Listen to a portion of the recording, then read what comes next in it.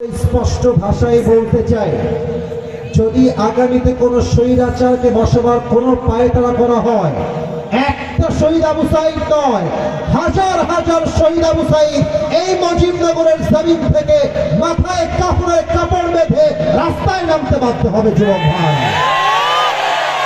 আমি ঠান্ডা মাথায় কয়েকটা কথা ভূমিকায় বলতে চাই, কোনো সাউন্ড চাই না, মেহেরবানি করে কিপ কোয়াইট, হেড সাইলেন্ট, একদম কোনো কথা চাই না। আমার কথা শুনেন আমার প্রিয় মুজিবনগরের ভাইরা, আগামীতে এই দেশে আবার একটা সুষ্ঠু নির্বাচন হবে।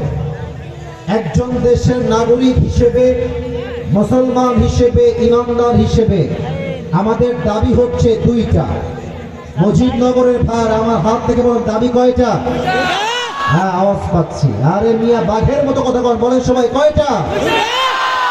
এক, আগামীর নির্বাচন এই দেশে হবে।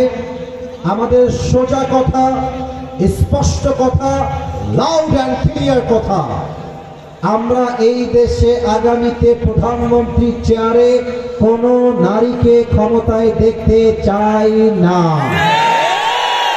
আওয়াজ দেওয়ার কথা ভুল না ঠিক? কোনো নারীকে আমরা দেখতে চাই না, নাম্বার ওয়ান দাবি। নাম্বার টু, আমরা যে শুধুমাত্র পুরুষ চাই, it's exactly not like that. আমরা শুধুই পুরুষ চাই, the matter is not like that. আমাদের দাবি আছে, বুঝতে হবে সেই দাবিটার অর্থ কি।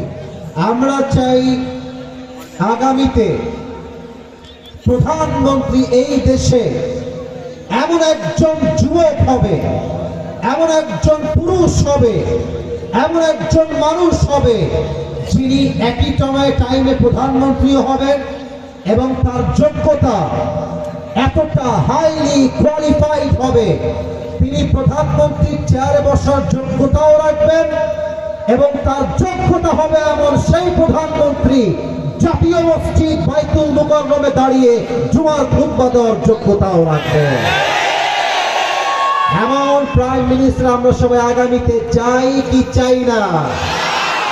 তবে হ্যাঁ, একটা কথা বুঝে বলেন তো, দেশের প্রধানমন্ত্রী যদি হয় জাতীয় মসজিদ বাইতুল মুকাররমের ইমাম, এই দেশে কি আর সুদ থাকবে?